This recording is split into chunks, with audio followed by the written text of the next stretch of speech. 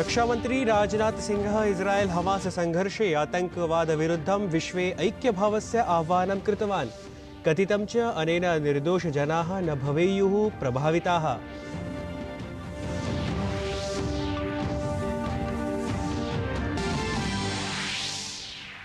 Hamas पक्षतः मिस्रकतरयोः मध्यस्थता प्रयासैः द्वे महिले स्वास्थ्यकारणात् मोचिते। फ्रांस देशस्य राष्ट्रपतिः इस्राएल यात्रायां शीर्षनेतृभिः सह मेलनं करिष्यति। बाइडेनः उक्तवान् यत् इस्राएल फिलिस्तीनयोः कृते समानरूपेण सुरक्षा शान्ति सम्मानम्।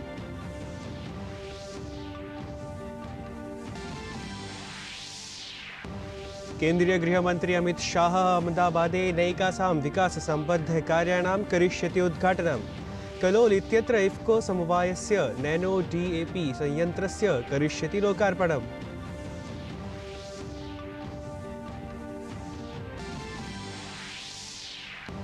वाणिज्योद्योग मंत्री पीयूष गोयलः सऊदी अरबस्य रियाद इत्यत्र सप्तम भविष्य निवेश सम्मेलने भागग्रहणं करिष्यति।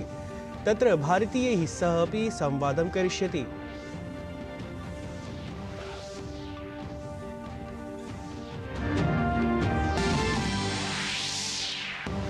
आईसीसी विश्व चषक प्रतियोगितायाम् अद्य बांग्लादेश दक्षिणाफ्रीका दलयोः स्पर्धा।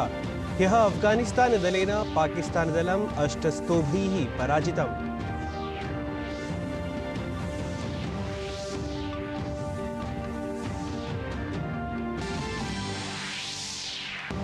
देशे अद्य आमान्यते असत्ये सत्यतायाः प्रतीकभूतं दशहरा पर्व। रक्षामंत्री राजनाथ सिंह अरुणाचल प्रदेशे सैनिकैः सह शस्त्रपूजनं करिष्यति। अभिवादे अहमस्मि नीतीश भारद्वाजः। अत्र भवतां स्वागतम् एतस्मिन् डीडी न्यूज़ वार्ता प्रसारणे। अथ वार्ताः विस्तरेण। रक्षामंत्री राजनाथ सिंह इस्राएल हमास इत्यनयोः मिथः प्रवर्तमाने संघर्षे उक्तवान् यत् आतंकवादं विरुध्य समग्र विश्वे ऐक्यभावं स्यात्। परमधुना एतद्विषये अपि चिन्तनीयं यत् निर्दोषजनाः एतेन प्रभाविताः न भवेयुः।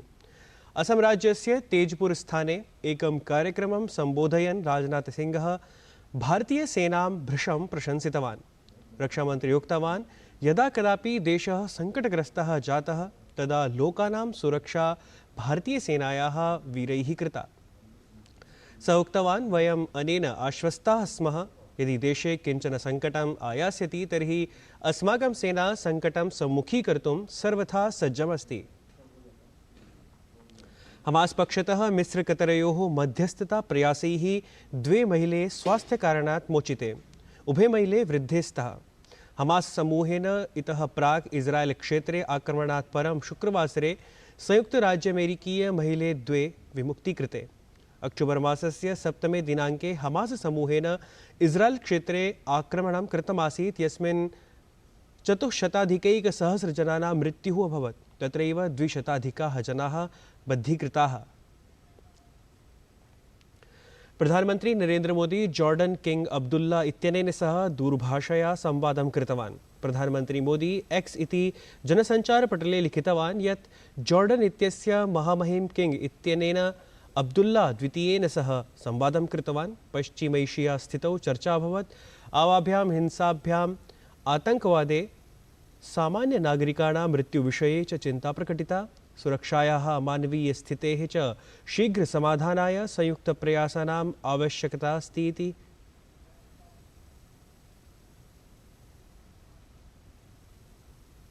प्रधानमंत्री नरेंद्र मोदी IAEA इत्यस्य महानिदेशकेन राफेल मरियानो ग्रोसी इत्यनेन सह नवदिल्ल्यां सम्भाषितवान्। एक्स इति जनसञ्चारमाध्यमेन प्रधानमन्त्री उक्तवान् यत् कार्बन उत्सर्जनमुक्तस्य भारतस्य प्रतिबद्धतां पूर्णां कर्तुं परमाणुऊर्जायाः भूमिकां वर्धयितुं नूतनानाम् आयमानानाम् अन्वेषणपरा चर्चा अभवत्। सहैव अल्पविकसितेषु अथ विकासशीलदेशेषु भोजनस्य, स्वास्थ्यस्य, जलशोधनस्य अथ प्लास्टिक इति अपघट्य पदार्थ प्रदूषणस्य च समस्यानां निरसनाय परमाणु प्रौद्योगिकी प्रयोगे अपि सविस्तरं चर्चा अभवत्। केंद्रीय गृहमंत्री अमित शाह गुजरात यात्रायाम् अस्ति। अमित शाह अद्य नैकासां विकास परियोजनानां शिलान्यासं करिष्यति। यस्मिन् गान्धीनगरं निकषा मेहसाणा इत्यत्र खेलपरिसरस्य शिलान्यासं करिष्यति। नगरीय खेलपरियोजना अन्तर्गतम् अस्य खेलपरिसरस्य शिलान्यासं क्रियते। गृहमन्त्री अमित शाह मेहसाणा इत्यत्र बहुचरमाता मन्दिरं दर्शनार्थं गमिष्यति। सममेव अहमदाबादे नैनो डीएपी इति संयन्त्रं लोकार्पयिष्यति। साणन्द विधानसभायां विभिन्न विकासकार्याणां शिलान्यासं लोकार्पणमपि तत्र करिष्यति।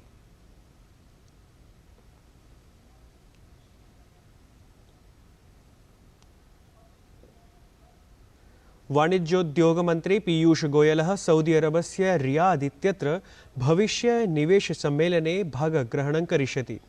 द्विदिवसीये अस्मिन् कार्यक्रमे पीयूष गोयलः सऊदी अरबस्य ऊर्जा मन्त्रिणा शहजादे अब्दुल अजीज बिन सलमान अल साउद इत्यनेन सह मेलनं करिष्यति।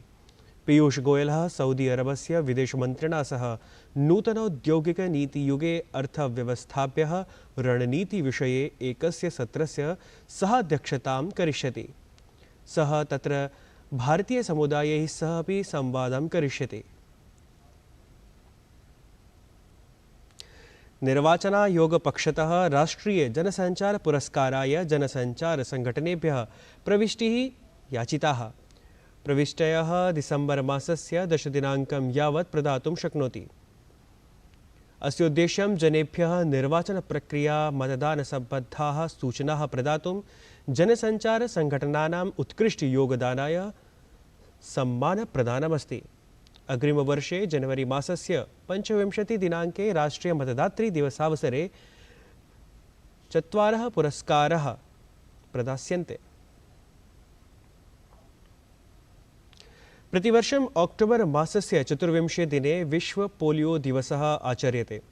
एषः दिवसः पोलियो इति औषधस्य अन्वेषणकर्त्रे वैज्ञानिकाय जोनास साल्क इत्येतस्मै समर्पितः भवति। जोनास साल्क इत्यस्य दलेन 55-अधिक-1900 वर्षे पोलियो इति औषधस्य गवेषणं कृतमासीत्। एतस्य दिनस्य मुख्योद्देश्यं पोलियो निमित्तं जनजागरणमस्ति। अथ जनाः स्वीयान् बालान् पोलियो इति औषधेः सेवनम् अवश्यं कारयेयुः इत्थं प्रोत्साहनम् अत्र क्रियते। यद्यपि विगतदशकात् भारतं पोलियो मुक्तमस्ति, तथापि प्रशासनं प्रतिवर्षं सूच्यौषधाभियानेन पोलियो रोगविरुद्धम् अभियानं प्रचालयति। एकदिवसीय विश्वचषकप्रतियोगितायाम् अद्य दक्षिण अफ्रीकादलं बांग्लादेशदलं च स्पर्धायै सम्मुखं भविष्यतः। एषा स्पर्धा मुम्बै महानगरस्य वानखेडे क्रीडाङ्गणे खेलिष्यते। वर्तमान विश्वचषकप्रतियोगितायाम् उभयोः दलयोः क्रीडा यात्राया परस्परं विरुद्धा अस्ति। आईसीसी विश्वचषकप्रतियोगितायाम् अफगानिस्तानदलेन पाकिस्तानदलं 8 स्तोभैः ह्यः पराजितम्। एकदिवसीयायां क्रिकेट् क्रीडायां तावत् अफगानिस्तानदलस्य पाकिस्तानदलं विरुध्य एषः प्रथमः जयः अस्ति।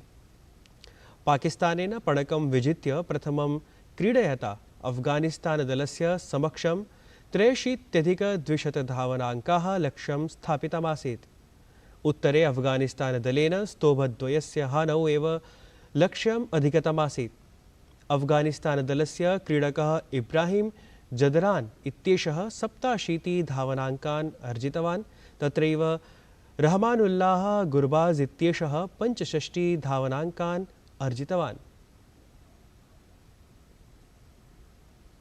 अद्य देशे विजयादशमी पर्व हर्षोल्लासेन आमान्यते। एतत् पर्व रावणं विरुध्य भगवतः श्रीरामस्य विजयोत्सवं सूचयति। असत्ये सत्यस्य विजयं च सूचयति। अद्य एव शारदीयनवरात्राणां दुर्गापूजा अपि सम्पन्ना भवति। राष्ट्रपतिपदासीना द्रौपदी मुर्मुः, उपराष्ट्रपतिः जगदीप धनखडः च दशहरा पर्वणः शुभकामनाः देशवासिभ्यः अर्पितवान्।